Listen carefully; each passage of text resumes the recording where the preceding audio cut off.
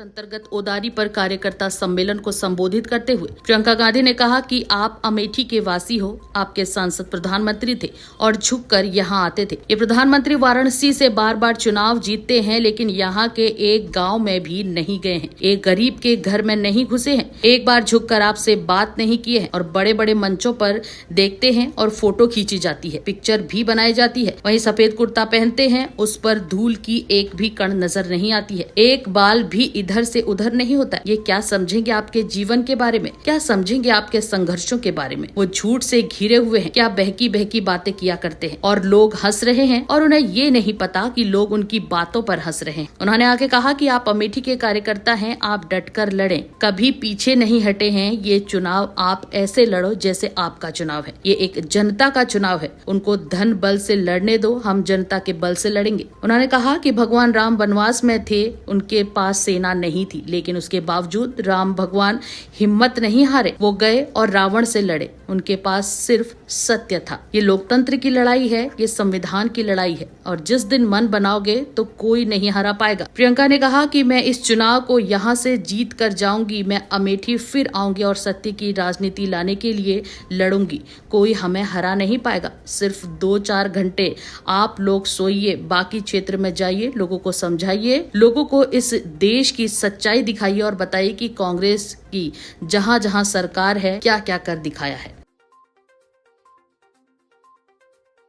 आदर करो। हमें सिखाया गया था कि जनता सर्वोपरि है और हम अपनी आंखों के सामने देख रहे थे कि एक नई राजनीति उभर रही है। चुप रहो यार। जनता के जज्बातों का इस्तेमाल कर रही है, सत्ता बटोरने के लिए जनता को गुमराह कर रही है। यहाँ अमेठी में आए ये लोग क्या समझेंगे, स्मृति जी क्या समझेंगे? ये तो यहाँ पे आपके लिए थोड़ी आई, ये तो राहुल जी को हराने के लिए आई है, ये राहुल जी से लड़ने के लिए आई है, ये आपके प्रति श्रद्धा की वजह से नहीं आई है। वो कैसे समझेंगी ये रिश्ता? इन्होंने झूठ फैलाए कि हम आपकी जमीन हड़पने आए थे, कि जिन महिलाओं के जिस समूह में आपको याद है जो परियोजना थी, कि वो परियोजना ही हमने इसलिए बनाई कि हम आपकी जमीन हड़पना चाह रहे थे, कि हम लूट रहे थे आपको, कि हमने कुछ नहीं किया आपके लिए, कि हमारे दिल में सिर्फ परिवारवाद की भावनाएं थी, सिर्फ सत्ता चाहते थे हम, हमारे दिल में आपके लिए कोई भावना नहीं थी। उसी समूह का इस्तेमाल कर रही हैं। कुछ ऐसा हुआ जो समूह था भाजपा कि इन बातों से आप थोड़ा सा बहक गए, कुछ लोग बहके, कुछ लोग डर रहे। जो भी हुआ, राहुल जी वो चुनाव हारे और एक पुराना रिश्ता जो आपके बीच, हमारे परिवार के बीच था, वो थोड़े समय के लिए थम गया, लेकिन टूटा नहीं, क्योंकि यह रिश्ता कभी टूट नहीं सकता। थोड़े ही समय में कोविड आया, कोरोना आया। मुझे याद है, मैं उत्तर प्रदेश की प्रभारी थी, मैं और मेरे साथी 16-16 घंटे फोन पे रहते थे। हमने एक हेल्पलाइन खोली थी उत्तर प्रदेश के लोगों के लिए कि कहीं संकट है, कहीं फंसे हो, लॉकडाउन हो गया था अचानक, मोदी जी की सरकार ने कोई साधन नहीं दिया था, अचानक कोई सारी ट्रेनें बंद हो गई थी, बसें बंद हो गई थी, लोग अलग अलग जगह जो पलायन करके गए थे, यूपी से फंस गए थे। हमने हेल्पलाइन खोली, 16-16 घंटे हम उस हेल्पलाइन के नंबर देखते थे, जवाब देते थे, बात करते थे। मैंने कहा हुआ था अपने साथियों को कि अगर अमेठी रायबरेली का कोई फोन आता है तो मेरा नंबर देना, और मैं कभी नहीं भूलूंगी। एक फोन आया, मैंने उठाया, एक लड़का था, गुजरात में था, उसने कहा आपने हेल्पलाइन का नंबर जारी किया है? मैंने कहा हाँ, बताया नहीं कि कौन हो। उसने कहा यहाँ पे मेरे साथ 16 लोग हैं, हमारे पास सिर्फ आज रात का खाना है, कल का खाना नहीं है, कुछ नहीं है, क्या करें? के। मैंने कहा घबराओ मत, अब राहुल भैया को जानते हो? तो उसने कहा राहुल भैया कौन? मैंने कहा राहुल गांधी। हाँ जानता हूँ। मैंने कहा मैं उसकी बहन हूँ, फिक्र मत करो, मैं किसी को तुम्हारे पास भेजूंगी।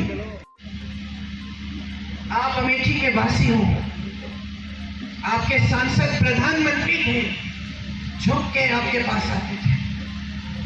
ये प्रधानमंत्री वाराणसी से बार बार चुनाव जीतते हैं, एक गांव में नहीं गए हैं, वहां एक गरीब के घर में नहीं घुसे हैं, एक बार झुक के आपसे बात नहीं की है।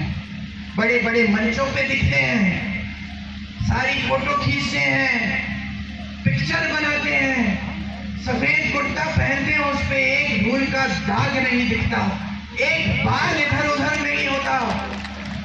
क्या समझेंगे आपके जीवन के बारे में? क्या समझेंगे आपके संघर्षों के बारे में? कट चुके हैं पूरी तरह, लोग डरते हैं उनसे, उनके सलाहकार डरते हैं, अधिकारी डरते हैं। कौन बताएगा कि आज देश में क्या हालात है? उनको तो दिखेगा नहीं, वो तो सोने के महलों में रहते हैं, झूठों से घिरे हुए।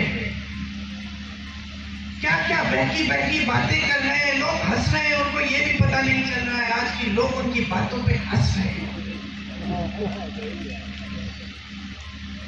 तो आप कांग्रेस के कार्यकर्ता हैं, हमेशा अपने निष्ठा से काम किया है, अमेठी के कार्यकर्ता हैं, भीषण परिस्थितियों में चुनाव लड़े हैं, डट के लड़े हैं, हिम्मत से लड़े हैं, कभी पीछे नहीं हटे हैं।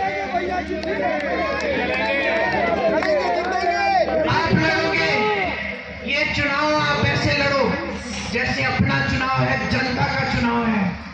उनको धन बल से लड़ने दो, हम जनता के बल से लड़ेंगे। उनके पास सारे साधन हैं।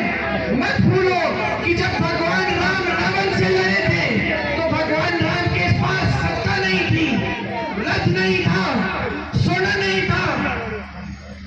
भगवान राम वनवास में थे, लेकिन उन्होंने हिम्मत बनाई, गए लड़े रावण से, उनके दिल में सिर्फ सत्य था। आज ये सत्य की लड़ाई है, ये लोकतंत्र की लड़ाई है, ये संविधान की लड़ाई है, ये इस देश की लड़ाई है, इस देश की जनता की लड़ाई है। ये अपने लिए नहीं लड़ रहे हो चुनाव, ये किशोरी लाल शर्मा के लिए नहीं लड़ रहे हो, ये आप अपनी धरती के लिए लड़ रहे हो, अपने देश के लिए लड़ रहे हो, अपने लोकतंत्र के लिए लड़ रहे हो, अपने संविधान के लिए लड़ रहे हो। मन बनाओ, मन बनाओ। जिस दिन मन बनाओगे तो कोई नहीं हरा पाएगा। इस चुनाव को जीत के जाऊंगी मैं, यहाँ से मैं आपके बीच आऊंगी, आपके साथ लड़ूंगी,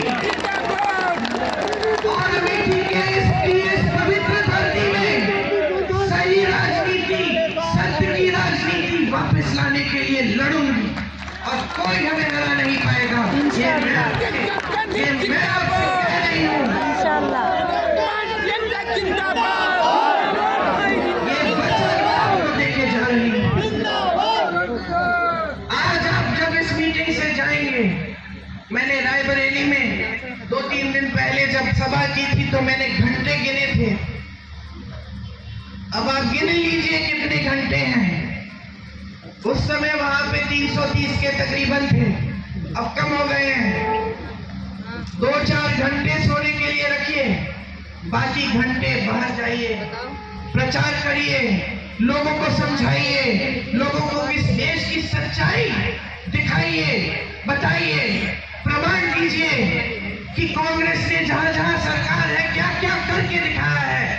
किस तरह छत्तीसगढ़ में हमने आवारा पशु की समस्या खत्म की, किस तरह आज कर्नाटका में, तेलंगाना में महिलाओं के खातों में पैसे आ रहे हैं हर महीने, किस तरह हमने किसानों को मजबूत किया अपने प्रदेशों में, किस तरह हम ऐसी नीतियां लाए जिससे देश की संपत्ति वापस इस देश की जनता के हाथों में जाए। बताइए, समझाइए, सच्चाई दिखाइए, जनता को कहिए कि जनता जो जी रही है वही सच्चाई है, उस आधार पर वोट दे। तरक्की नहीं आई है आपके जीवन में, 10 साल बीत गए हैं, मोदी जी के झूठ सामने आ गए हैं। हराइए इनको, बदलाव लाइए, एक नई सरकार लाइए, एक नई राजनीति जो पहले पुराने असूलों पर आधारित है वो लाइए इस देश में। मैं आपसे पूरी उम्मीद रखती हूँ कि एक सेना की तरह आप ये चुनाव लड़ेंगे, ये चुनाव जीतेंगे और यहाँ अमेठी से इस पूरे देश में ये संदेश देंगे कि बहुत हो गया है, हमें सच्चाई की राजनीति वापस चाहिए। आपने बहुत ध्यान से मेरी बातों को सुना, मैंने दिल की बात बोली, आपके सामने अपनी सच्चाई रखी। मैं आपकी आभारी हूं कि हर संकट में आपने साथ दिया।